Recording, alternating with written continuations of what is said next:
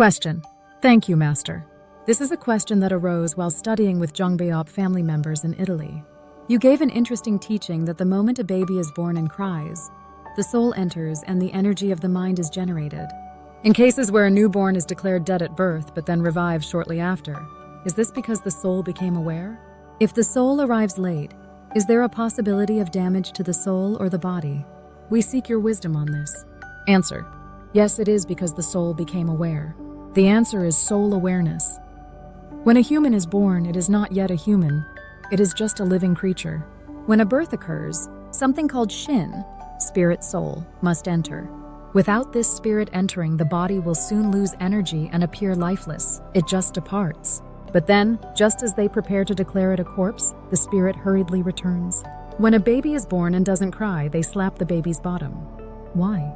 Because the spirit, which may be lingering, must quickly come in. When it enters, the baby cries out, "Wah!" At that moment, the spirit enters through all the baby's pores, through what we call the 6006 points. This non-material energy, the spirit soul, is our true self. Without it, you are merely an animal. If a baby is born and the soul has not entered, it is not considered a human. It is considered an animal. Only when the soul enters and merges with the body does it become a human. That's why the Chinese character for human, in Ren, literally means the one between heaven and earth. Religiously, we also call this a sentient being, someone living a middle life, not animal, not deity. What makes a person human is this fusion of material, body, and non-material, soul or spirit. From that point, the baby begins to express, to make sounds. Even babbling is a form of communication.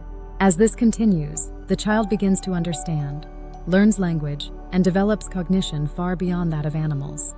As we grow, each word we speak becomes a creation left behind in society. Now, back to the original question. We're tempted to go off topic, and while doing so is very enjoyable, it takes a lot of time. But this is the science of all sciences, great natural science. If you truly understand what a human is, you'll unlock the laws of the universe. That's why a human is often referred to as a microcosm, and why everything on Earth is created alongside human life. Humans have internal organs that mirror the 5 oceans and 6 continents. The structure of a human is not even 0.1 millimeter different from that of the universe. Once you unlock this, you're understanding how the universe itself operates. Back to the core. When a child is born, did the soul enter or not? Did it enter abnormally? Was there a blockage or issue preventing it from coming through the 6006 points?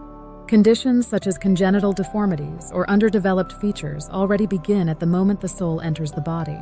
For example, if a pregnant mother consumes toxins or harmful substances, those affect the fetus. Even consuming too much coffee can affect the baby. Therefore, from the moment of conception, a parent must be careful with their diet, speech, and emotions. If a mother gets angry, that energy transfers to the fetus. Negative emotions are absorbed by the fetus and will later manifest in the child's behavior. So it's important to listen to good music, eat well, and maintain positive thoughts, especially during the 7 months when the fetus is aware. Even though the first 3 months might pass without awareness, the remaining 7 months do not. Parents have a great responsibility to give their all during this time. If parents neglect this, eat harmful things, use harsh language, get angry excessively, then they will have to pay for it later through hardships with the child. That's where the saying, "raising children is difficult," comes from. These natural principles are operating with precision, without error, not even by 0.1 millimole. If you weren't cautious when raising your child, the child will give you hardship later on. Likewise, if you lived wrongly in society and were stubborn, your child will become stubborn and give you difficulty. Everything in life is designed to return to us as study. This is human history. Question 2. Master, regarding your teaching that when a baby declared dead at birth revives, it is due to the soul becoming aware. Does such a case cause any damage to the soul or the body? Please give us more insight on this. Answer: there may be some minor underdevelopment, but what is lacking can be filled during life. If the gap is small, it can be gradually compensated. However, if the damage is severe, then that must be accepted. In such cases, parents should make efforts while raising the child to minimize the effects and nurture what can be nurtured. People who are born with significant impairments do not typically live out their full natural lifespan. They often live lives of sacrifice. But through that sacrifice, they earn karmic merit and return in their next life in a better environment. Originally, a child is not my child. When a soul comes into this world, it does so through a karmic relationship. It is a connection born out of fate.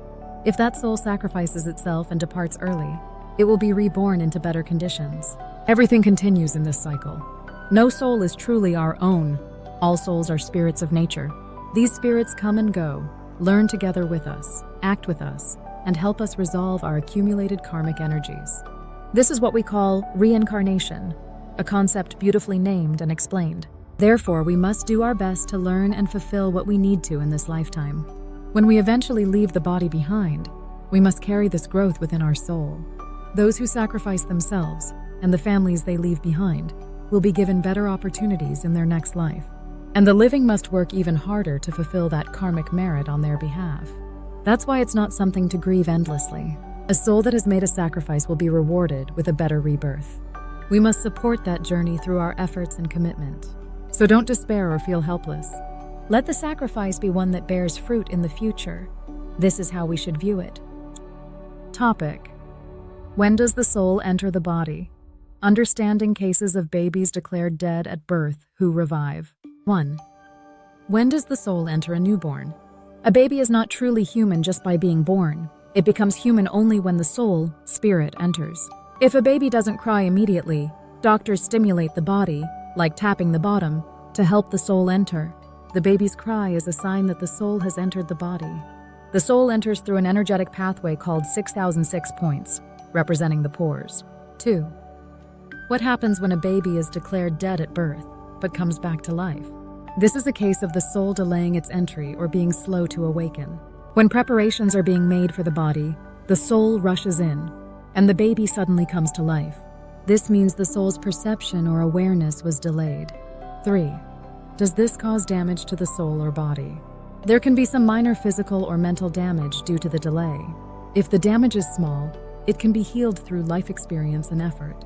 If it's more serious, the person may live a life of sacrifice. However, such sacrifice brings spiritual merit and leads to a better rebirth in the next life. 4. How is a human being fully formed? A complete human is a fusion of physical, body, and non-physical, soul elements.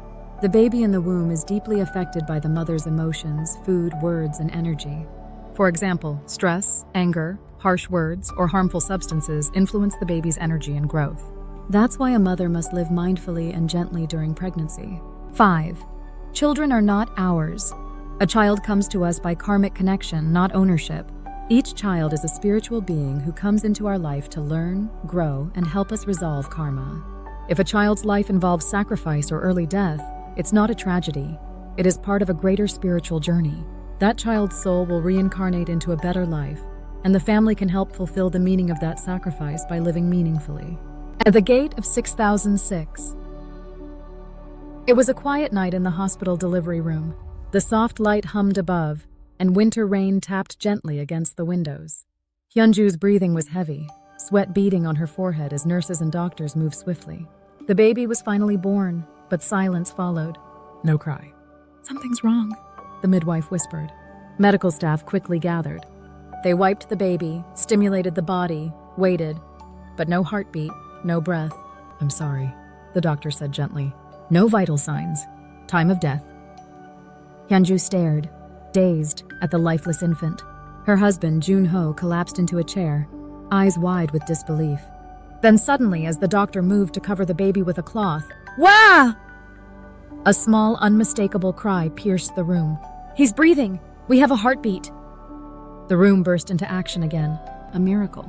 The baby presumed dead had returned. 5 years later, their son, Do-yoon, was growing steadily. But something about him was different. He developed more slowly than others. Speech came late, motor skills lagged behind, and doctors diagnosed him with mild developmental delays. Why is he a bit behind? Hyunju often wondered, heart heavy with questions. Jun-ho always replied calmly, "He came back to us. That's all that matters." They never forgot that moment. When Do-yoon finally cried, Hyunju felt a presence rush into the room, as if a spirit had sprinted through an invisible door and just made it in time. Do-yoon was sensitive beyond his years. He cried at sad music, gazed at the sky during windy days, and spoke with strange insight. One night as he slept, Hyunju heard him whisper, "Mom, I almost didn't make it." The gate nearly closed. There were 6,006 shining doors.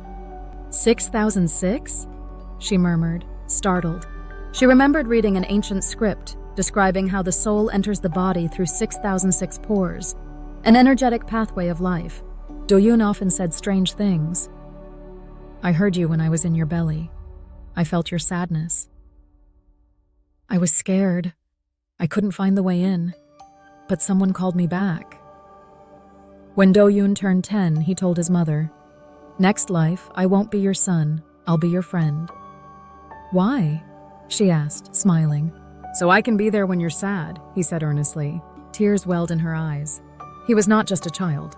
He was a soul, one who had once turned back from death's edge, a being who had sprinted through invisible time to return to this world. Do-yoon grew slowly but deeply. He walked at a different pace, but he saw the truth in people's eyes. He listened with his soul. Hyunju finally understood. He was not hers to own. He was a being entrusted to her by nature, by something higher, and he was still here beside her,